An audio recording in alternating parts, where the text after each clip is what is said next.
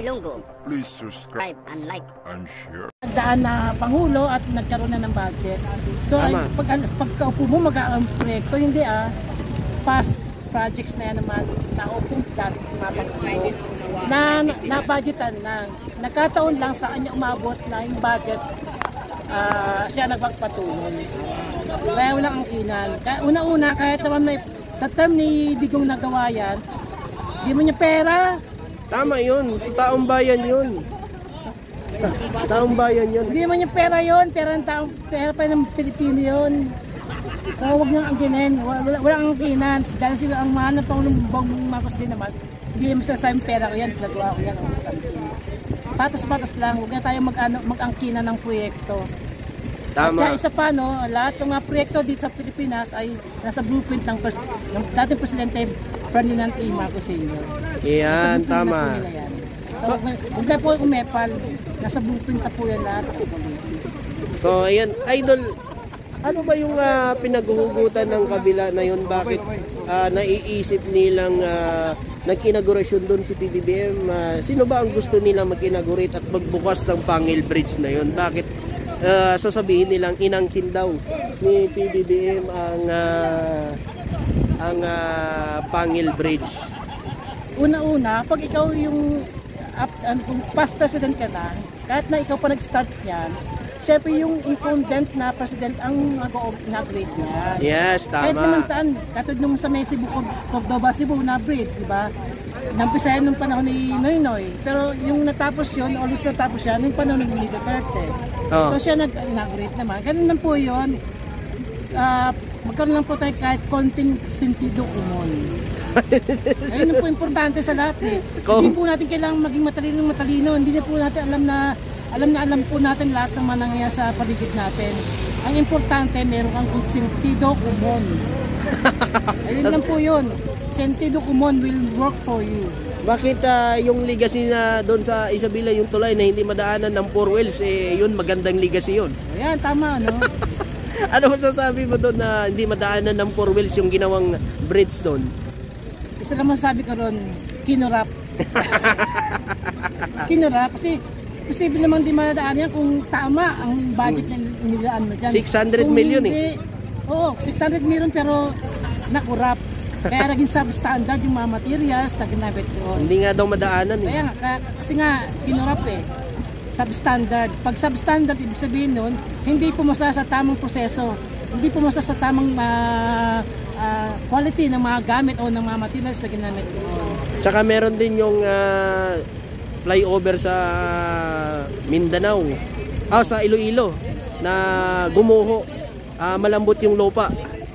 Ano masasabi mo doon? Nabalitaan mo ba yon? Ay, hindi ko pa gano'n na siya. Pero sa common sense na lang, pag gano'n naman siyempre, di ba? Dapat ikaw sa bilang architect o civil engineer, magkaroon ng soil test Oo, diba? tama. Strength ng mga materials na gagamitin mo. Siyempre, lahat ng materials na gagamitin doon, mayroon tatawag na tensile strength.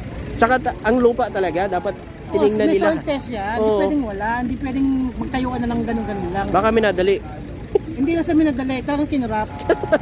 Ninenok na. Kasi ang dami nagparte-parte. Sa dami na nagparte, walang umabot sa may kontraktor, kundi yun lang. So, siyempre sa kontraktor, alam mo magpalugi, alam mo makabonus siya. Kung ano ang budget na nahawak niya, yun ang gagamitin niya. Yun ang gagastusin niya. So, ito naman, Idol, meron nagko-comment dito, puro ayuda daw ginagawa ni PBBM. Nung wala namang ayuda ng panahon ni Duterte, hangad kayo ng hangad na ayuda. Ngayon namang meron ng tinutungkat ng pandemic, may ayuda. Ang dami pa rin sinasabi, matulog na lang kayo hanggang hindi na kayo magising para wala yung reklamo sa buhay. Kaya nga yung dati na hindi sila nabigyan ng ayuda, ang dami yung angal sa buhay. daming angal. Oo, diba? Naman Pag may ayuda naman kahit nandi diba? Ginagawa ng Pangulo yan para kahit paano matugunan pa rin yung pangailangan ng mga Pilipino. Hindi yung kain na kayo tapos lang makain. Yes, tama. Ito, pansamantalang tinutungsan nyo kasi inaalala ng ating mahal na Pangulo na hindi rin taga makasapat kasi nga, di ba, galing tayo sa pandemic, sa lockdown. pagsasara ng mga kampanya. So marami pa rin naman talagang parang nagsisimula pa rin mula nang ma-open na yung matapos na yung lockdown, nagsisimula pa yung mga tao. Nagbabalik pa rin sa mga factory ng kanilang mga trabahante. Kasi hindi naman madali yung pagtanggap ng mga trabahante. Until such time na yung factory mo, yung inyong income, yung mga profits nyo, ay umaayos na, umuhusto na sa inyong kinikita. So kaya doon pa lang magkahal ka pa na bagong mga trabahante mo. Pwede mo kuha yung mga dating trabahante o yung new trabahante na. Tapos, yan lang naman po yun. Tapos meron pa nagko-comment, ang mga investor daw na pumapasok ay galing daw yun kay Duterte. Dahil sa kay Duterte daw, kaya pumapasok. Ang dami niyong alam. Samantalang panahon ni Duterte, wala namang investor na pumasok. Tapos ngayon kay BBM, sasabihin niyo kay Duterte yun. Kalokohan niyo rin, no? Alam mo minsan, kain kayo ng utak ng unggoy. Kasi yung unggoy di ba matuso? Baka magkatuso rin kayo. Ito idol, may nag-comment, hindi kami bulag, bingi, manhid, kaya kami nabudol sa pangako murang pagkain, kuryente, tubig, lahat ito ay kabaliktaran. Wala mong pinangakong murang kuryente at tubig eh. Ano ba kayo? Una-una, ang mga utilities na yan, dapat talaga nasa pamamahala ng gobyerno. Malabang ko tayo to. But since na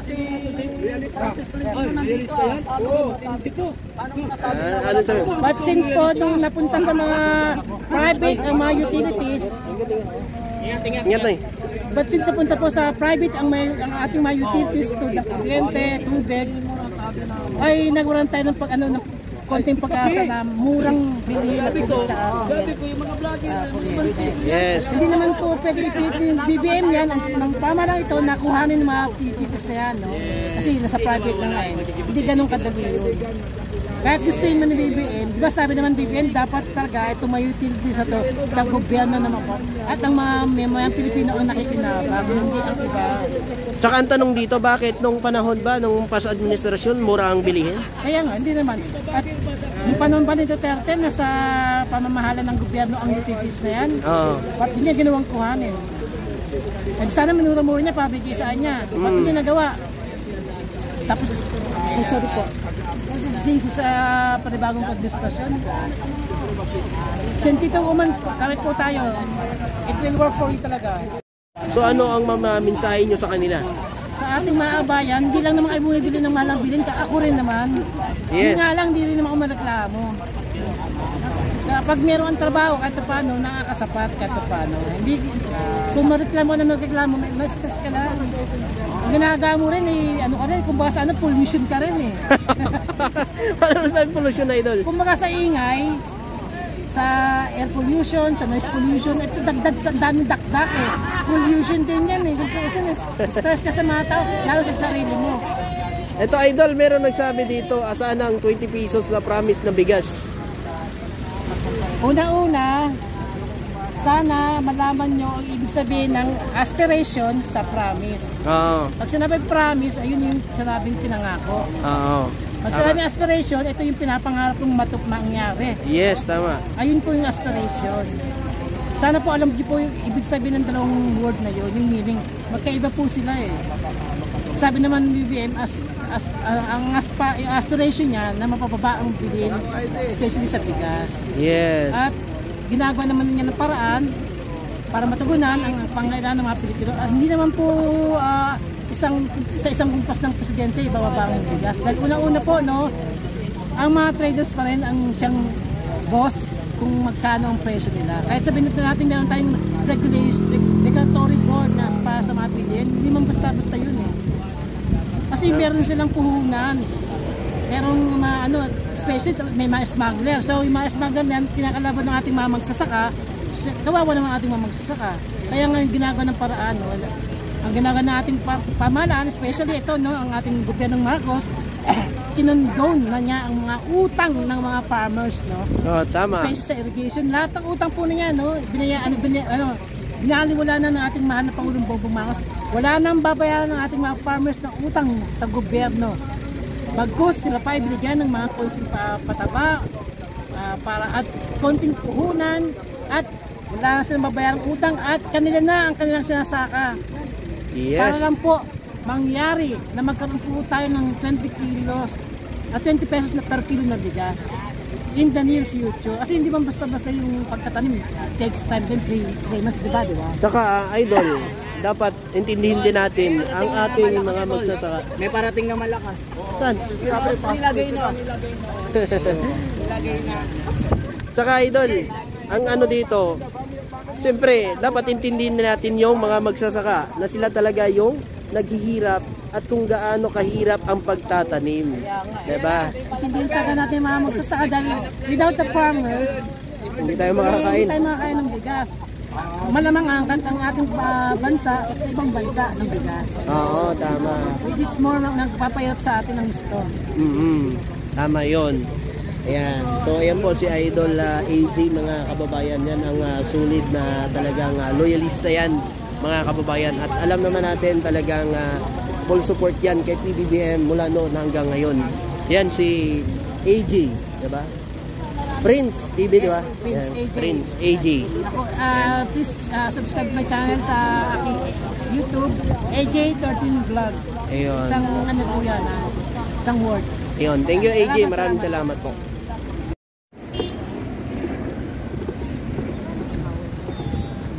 Wala namang ang pinagbabawal lang yung pagpasok ng marami. So meron sa nililimit lang na COMELEC yung papasok dun sa filing area. But we're making sure that the vicinity of the Manila Hotel is safe for everybody. So lahat po na magpa-file for the building. Madaming turista yung kapitals. Yes, we have a sufficient number of security personnel deployed here in support of the PSPG who are inside to secure those who are filing their candidacy. Yes. May mga orders po sila or pamakarag. Pagdating naman dito, wala namang protest dito. They're here to support their candidates. Pinapakiusapan lang namin to doon lang sila sa isang side at magbigayan na lang para hindi rin makaabala dun sa ibang pupunta na ibang grupo to support their candidates. Sir, ilan po yung bilang or datos ng mga polis na i-deploy po dito sa Manila? Or sa Yes, for this area alone, lahat kasama yung nasa loob, we have deployed almost 400,000? 400. For 7? Sir, paano po kayo naman sa orders? Napapakiusapan naman so far, no? Wala naman tayo nagiging problema. As of this moment, napapakiusapan natin, papasabi naman natin sila. And nandito naman sila para supportahan niya. Walang arresto kami, sir. Wala naman, kasi pinapakiusapan naman. Saka, ang pinunta naman nila, the moment that their candidate finishes filing, umaalis na rin po sila to pay for the others. Para bigyan din ng pagkakataon na masamahan yung kanila candidate. Sir, sa mga susunod na araw, mas marami ba yung mag-file? Mag-online pa tayo naman? We will see the situation, kung kakailanganin, magdadagdag tayo. But as of this time, we see that the personnel deployed here are sufficient already. Maraming salamat po, sir. Thank you very much.